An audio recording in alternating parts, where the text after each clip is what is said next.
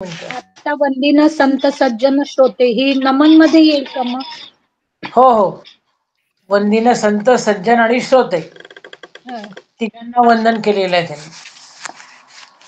कारण संत तर महत्वाचेच आहे, देवापेक्षा संत महत्वाचे आहे. हो. सज्जन हे आवश्यक आणि श्रोते आहे. हो. याचं म्हणजे नमन आणि स्तवनाचं फार लक्ष त्याच्यावर फार जास्त हे न करता त्या ज्यांचं वंदन म्हणा किंवा स्तवन केलेलं आहे त्याच्याबद्दल थोडक्यात त्यांनी माहिती द्यायची आहे आपल्याला. हं. ठीक आहे. अजून 8वा प्रश्न काय म्हटलं होतं? सगळ्या 8व्यावर साधनाचे सारभूत हा, म्हणून जे साधन सांगितले आहे ते सांगा ते आणि स्पष्ट करा. आता सारभूत साधन म्हणजे कोणतं? श्रवण श्रवण. आहे की नाही? याच्यात ओवी दिलेली आहे. साधन समास काढा.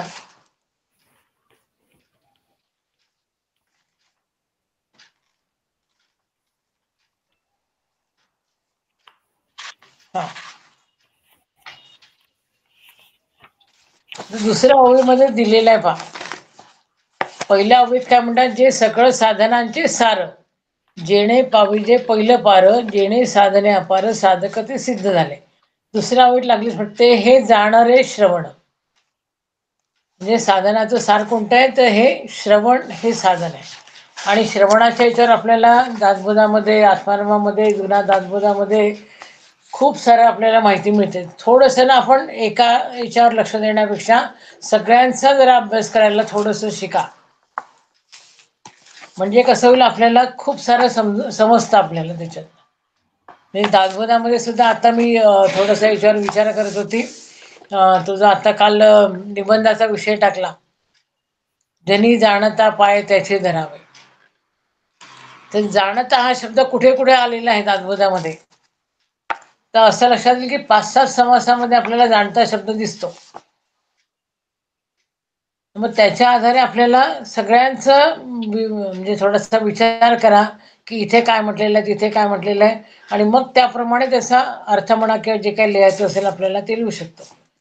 तिथे श्रवणाच्या याच्यावर सुद्धा आपल्याला दासबोधामधले 3-4 समास जे आहे ते समास सगळे वाचा. आणि मग त्याच्यामध्ये आत्मनिवेदनमध्ये किंवा त्याच्यामध्ये पण पुन्हा श्रवण आहे. शेवटचा समास आहे त्याच्यामध्ये पण श्रवण आलेलं आहे.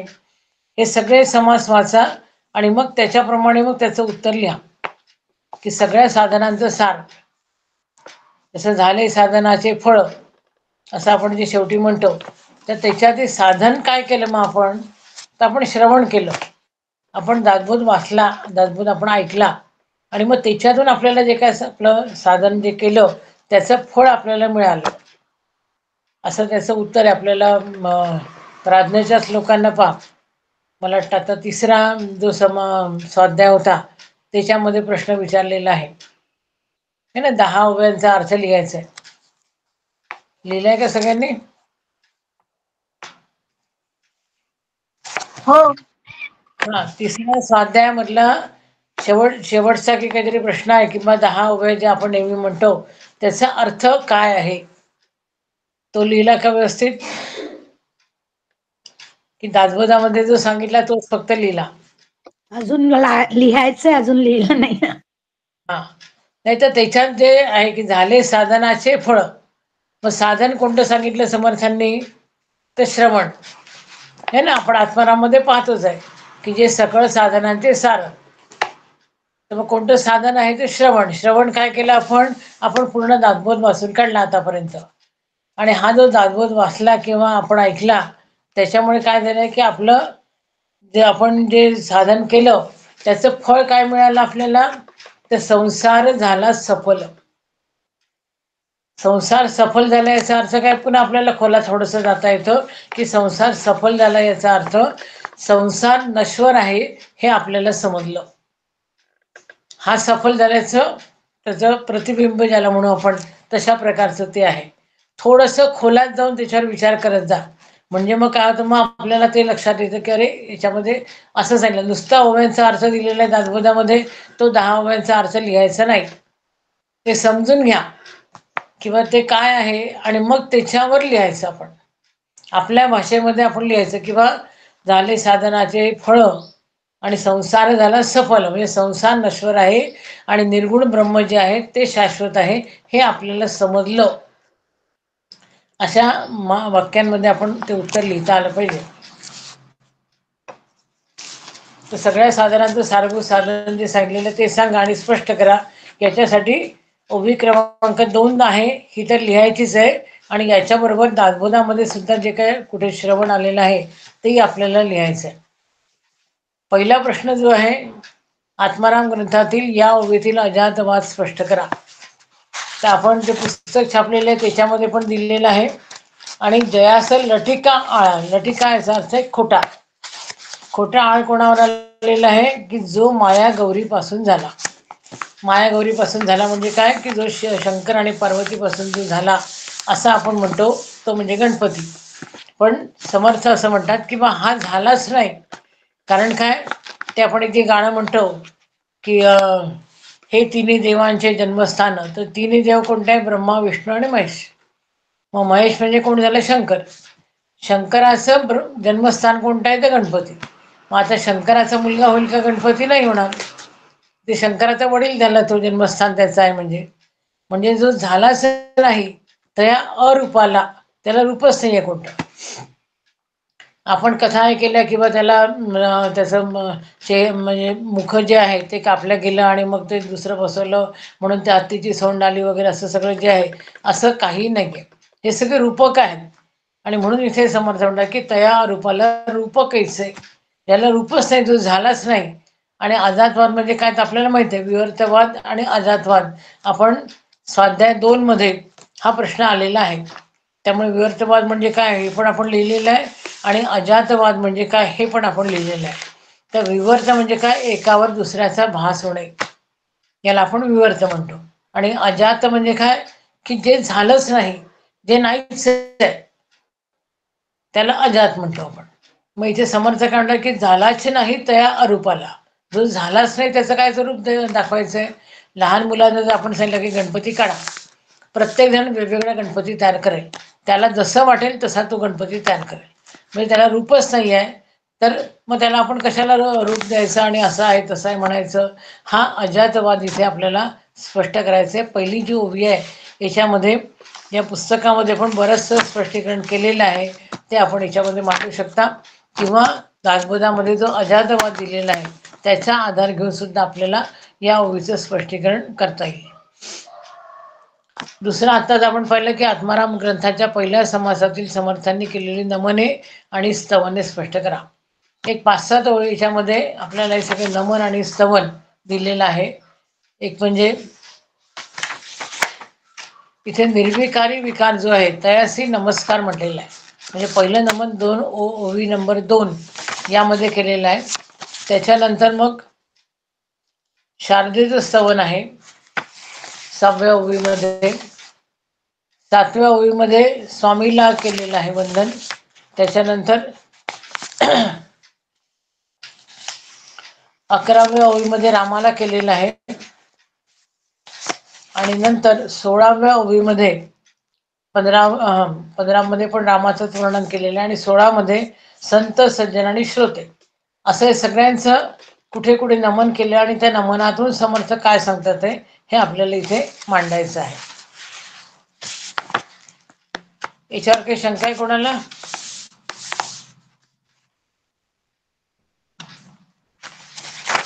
ताई किती 2 पानं होतील हे सगळं मिळून? हो, होईल ना. कारण ते नमन कसं केलंय आणि स्तवन कसं केलंय हे आपल्याला सांगायचंय. ओवी आणि थोडं त्याचं स्पष्टीकरण असतं ना? हो हो, कारण आता 6-7 ओव्या आहेत म्हणजे आपल्याला एक 3 दिलं तरी 18-20 सहजपणे आपल्याला होऊ शकतं. हो, आणि त्याचं जसं मी सांगितलं की थोडं खोलात जाणं आपल्याला गरजेचं आहे. आता जसं ओवी नंबर 15 पहा. आता इथे रामाला वंदन करताना समर्थ काय म्हणतात, ऐसा सर्वात्मा श्रीराम, सगुण निर्गुण पूर्ण काम, उपमाच नाही निरोपम रूप जयाचे. आता या ओवीवरच आपल्याला कितीतरी लिहिता येतं की सर्वात्मा आहे, सगुण आहे, निर्गुण आहे पूर्ण काम आहे, ज्याला कोणाचीच उपमा देता येत नाही असं ज्याचं रूप आहे, तर मग इथे आपल्याला स्पष्टीकरण थोडंसं करणं गरजेचं आहे ना. आता संत, सज्जन आणि श्रोते या तिघांची व्याख्या आपल्याला कुठे सापडेल? दासबोधामध्ये. सज्जनाची व्याख्या दिलेली आहे, संतांची व्याख्या दिलेली आहे आणि श्रोत्यांवरही समास आहे. त्यामुळे याच्या व्याख्या आपल्याला दासबोधातनं घ्यायच्या आणि त्या पण आपण सांगू शकतो. असं प्रत्येक याच्यावर आपल्याला 3-4 ओळी तरी सहजपणे तुम्हाला लिहिता येईल. तर प्रत्येकाचं थोडं थोडं स्पष्टीकरण करायचं आणि मग त्याप्रमाणे उत्तर पूर्ण करायचं आणि आपल्या भाषेत लिहिण्याचा प्रयत्न करावा. पुस्तकातल्या इथे जिथे कुठे सापडलं ते फक्त उतरवायचं असं करू नका. थोडंसं ते वाचा, पहिल्यांदा ते समजून घ्या आणि मग ते आपल्या भाषेमध्ये लिहायचं आहे. तिसऱ्या ह्याच्यामध्ये समर्थांनी शिष्याजवळ काय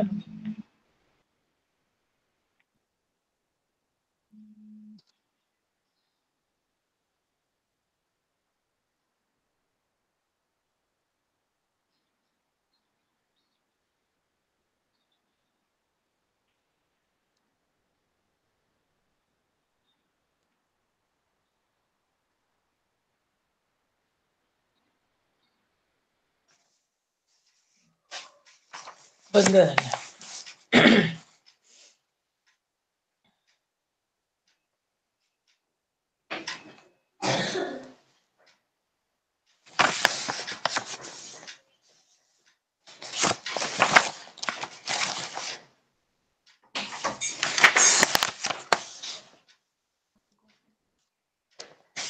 काय नाही.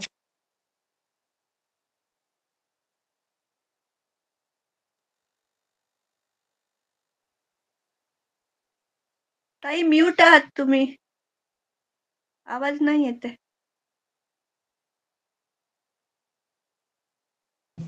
करते. आता तिसरा जो प्रश्न आहे, समर्थांनी शिष्याजवळ काय मागितले आहे. हा, या याच्यामध्ये ओवी नंबर 32 ओवी बघा.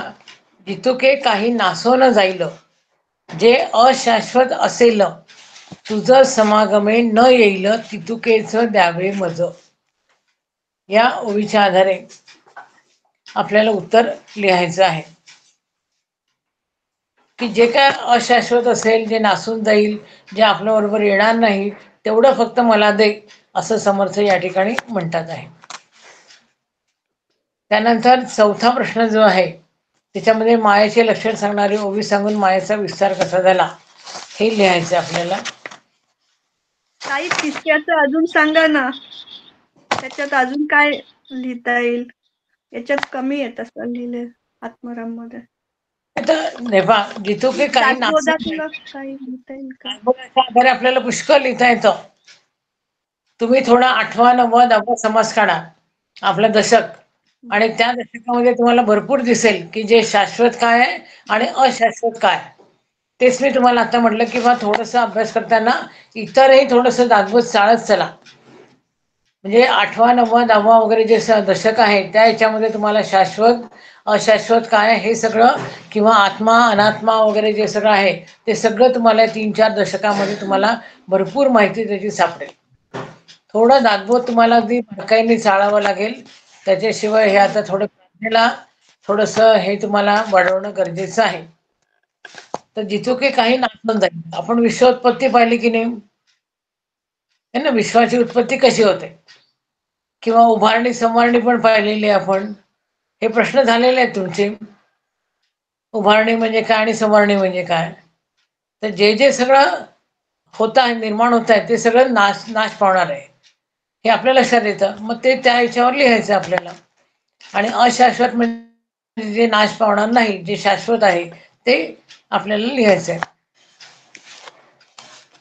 थोडंसं याचा तुम्हाला बारकाईनेच अभ्यास करणं गरजेचं आहे. फक्त मी तुम्हाला ओबी सांगितली 32वी, त्याचा आधार घ्यावा लागेल तुम्हाला आणि ते उत्तर लिहावं लागेल. आता मायेचा विस्तार जो आहे 41वी ओवी पण आहे.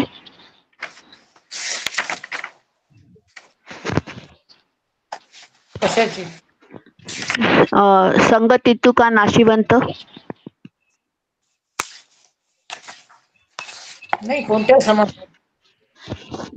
दुसरा समास. नाही ना. 41वी उभी. नाही, दुसरा समासात नाही. पहिल्या याच्यावर तो प्रश्न विचारला ना. पहिला शिष्याजवळ काय मागितले, तर 32वी ओवी आहे. नासवणं जाईल जे अशाश्वत असेल, तुझं समागमे न येईल, तितुकेच द्यावे मज. ही ओवी तुम्हाला आधार म्हणून घ्यावी लागेल आणि त्याच्या आधारे तुम्हाला लिहावं लागेल. अच्छा. हा.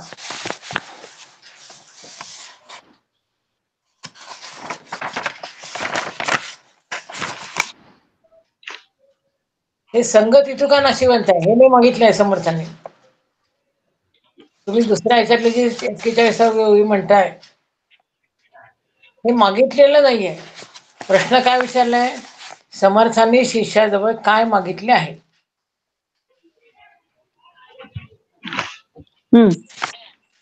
त्याच्यामुळे तुम्हाला 32वी ओवी जी आहे पहिल्या ह्याच्यातली त्याचाच आधार घ्यावा लागेल आणि त्याच्या आधारे तुम्हाला उत्तर लिहावं लागेल. त्याच्यासाठी दासबोधामधला 7वा, 8वा, 9वा वगैरे जे सगळे दशक आहेत हे दशक थोडेसे चाळा. त्याच्यामध्ये शाश्वत काय, आत्मा काय, अनात्मा काय हे सगळं भरपूर दिलेलं आहे. विश्वोत्पत्ती कशी होते, प्रलय कसा होतो, हे सगळं. प्रलयाचा अर्थ काय? नाश पावणे, संवारणेच. त्याचे आधार तुम्हाला घ्यावं लागेल याच्यामध्ये.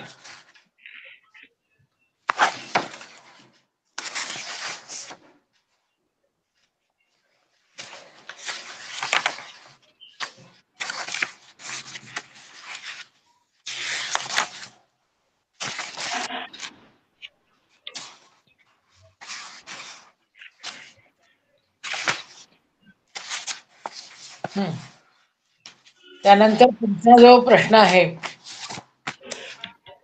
समास मधील मायेचे लक्षण सांगणारी ओवी सांगून मायेचा विस्तार कसा झालेला आहे. 13वी ओळी येईल का? 13वी ओवी. एक माया दो ठाई वाटली. 13वी आहे. एक माया दो ठाई वाटली, प्रकृती आणि पुरुष झाली, जैसी 2 दिवसांची बोली एकची परवा. म्हणजे दोन्ही एकच आहे. प्रकृती आणि पुरुष आपण वेगळे म्हणतोय, पण ते वेगळे नाही, तर ते दोन्ही कसे आहे? ते दोन्ही एकच आहे. हे समर्थ आपल्याला इथे सांगतात आहे. आणि त्याचं लक्षण आणि त्याचा विस्तार जो आहे हा मात्र पुढे दिलेला आहे.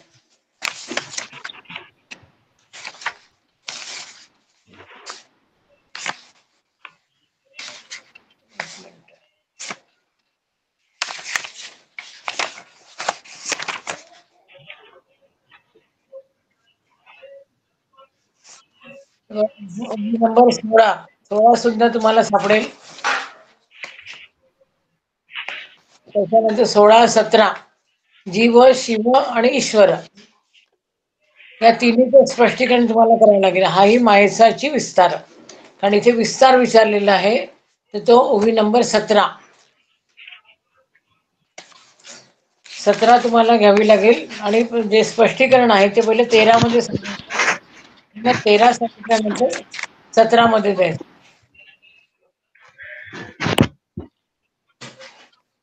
त्याच्यात दासबोधातलं घेऊ शकतो ना आपण? घेऊ शकतो ना. असं घेऊ शकतो. जुना दासबोध जो आहे त्याच्यामध्ये पण आहे, ते पण आपण घेऊ शकतो. आणि आत्मारामामध्ये जे सांगितलेलं आहे ते पण आपण घेऊ शकतो. 16, 17 या 2-3 ओव्या याच्यातल्या महत्वाच्या आहेत. आणि संघ निसंगाचं जे आता ओवी नंबर 41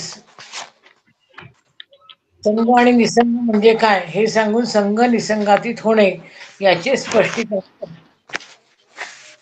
ओवी नंबर 41 जे आहे त्याच्यात याचं उत्तर आहे. संघ आणि निसंग. संघ म्हणजे बाकीचे सगळे संघ तोडायचे आणि फक्त सत्संग जो आहे तो जोडायचा. आणि मग त्याच्यातून आपण त्याच्याही पलीकडे जायचं आहे, निसंग व्हायचं आहे.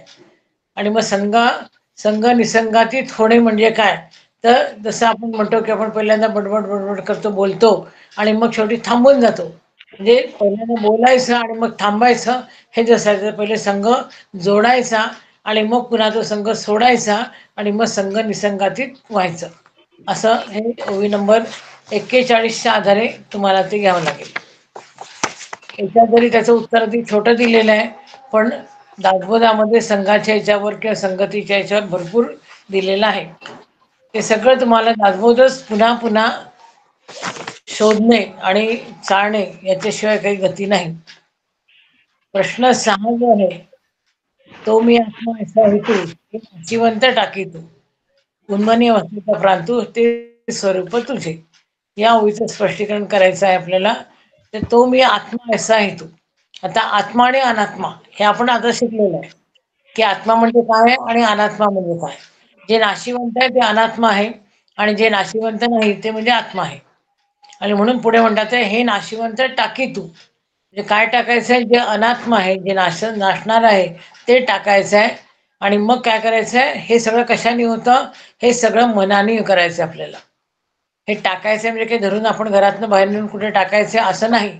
ते सगळ्या मनाच्या अवस्था आहे आणि मनाच्या अवस्था आपण एक एक वर चढत चढत कुठपर्यंत जायचंय, उन्मनी अवस्थेपर्यंत जायचं आहे.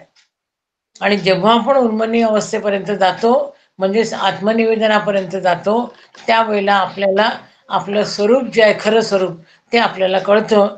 आणि म्हणून ते स्वरूप तुझे असं या ठिकाणी समर्थ म्हणतात. म्हणजे मन म्हणजे काय, कारण संकल्प आणि विकल्प. मनाच्या संकल्पाने आपण बांधला जातो. म्हणून पहिल्यांदा काय करायचं, संकल्प विकल्प करणंच मनाचं कार्य बंद करायचं आहे. मग एक एक अवस्था आपण पुढे जात जात आपण उन्मनी अवस्था जी आहे त्या उन्मनी अवस्थेपर्यंत गेलो किंवा आपल्याला हे मनाचं सगळं आधीचं जे आहे ते पूर्णपणे नष्ट होतं आणि मन आपलं आत्म्याशी विलीन होतं. आणि हे खरं आपण त्याला या ओवीतून लक्षात येतं. मग चारही अवस्थांच्या बद्दल थोडं पहिल्या 2-3 अवस्थांचंही लिहायचं का? नाही, खूप जास्त अवस्थांचं सांगण्याची गरज नाही. मन एक आपण एक काय करायचं आहे, मन जे आहे म्हणजे पहिला आत्मा अनात्मा जो आहे तो मी आत्मा असा आहे. तो इथे आत्मा म्हणजे आपण आहे असं म्हटलं, म्हणजे अनात्मा म्हणजे मी नाही. अनात्मा म्हणजे काय, जे नाशिवंत आहे ते है ना. आणि आत्मा म्हणजे काय, जे नाशिवंत नाही ते. मग हे नाशिवंत टाकी तू. मग नाशिवंत आपल्याला काय करायचं ते टाकायचं आहे असं समर्थ सांगतात. मग नाशिवंत टाकायचं म्हणजे काय करायचं, असं उचलून काही टाकायचं नाहीये, ते मनातून फक्त बाहेर काढायचं. मग मनाच्या ज्या अवस्था आहेत त्या अवस्था पार करत करत आपल्याला जी अवस्था उन्मनी अवस्था त्या अवस्थेमध्ये यायचं आहे. आणि मग तिथे जेव्हा आपण येतो तेव्हा मनाचे कोण पायी परेशान होतो. तर या सगळ्या अवस्था पार केल्यानंतर आपल्याला आपलं खरं स्वरूप जे आहे ते आपल्याला कळतं.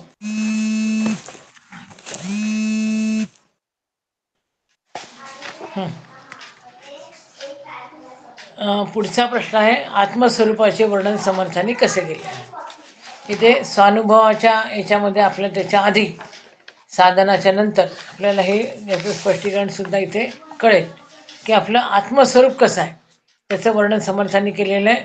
त्या आत्मस्वरूपाच्या याच्यावर दासबोधामध्ये सुद्धा समास आहेच. त्याच्यामुळे ते वाचा पहिल्यांदा, दासबोध पहिल्यांदा वाचा आणि मग आत्माराम वाचा, म्हणजे मग आपल्याला ते कळेल.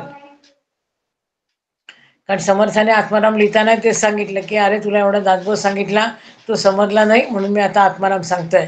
तसं पहिल्यांदा दासबोध वाचा, त्यातले समास काढा या स्वरूपाचे, आणि मग त्याच्या आधारे आपल्याला आत्माराम जो आहे त्यातलं आपल्याला माहिती कळेल.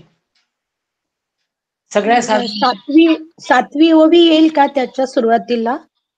ती शोधावं लागेल. तिसऱ्या समास तिसरा मधला ब्रह्मनिरूपण मधली 7वी ओवी, स्वरूप निर्मळ आणि निघोट, स्वरूप शेवटाचा शेवट. आता ते शोधावं लागेल तुम्हाला. आता मी आता काय केलंय की आज खरं मला मनोबुद्धावर बोलायचं होतं आणि मला लवकर संपून थोडंसं बाहेर काम आहे, त्याच्यामुळे मी म्हटलं होतं की आता हे आत्माराम खरं याच्यात सगळं दिलेलं आहे. आपण थोडंसं तुम्ही नीट वाचलं ते तुम्हाला ते समजेल. ओव्या तुम्हाला शोधावं लागेल, कारण मी ओव्या आत्ता शोधलेल्या नाहीये.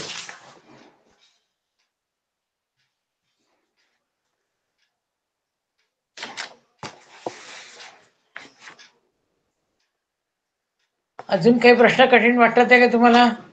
4 देह तर सोपेच आहेत, ते तर माहित आहे है ना. स्वरूपानुभवाचं वर्णन केलेलं ते पण याच्यात दिलेलंच आहे, 5वा समास.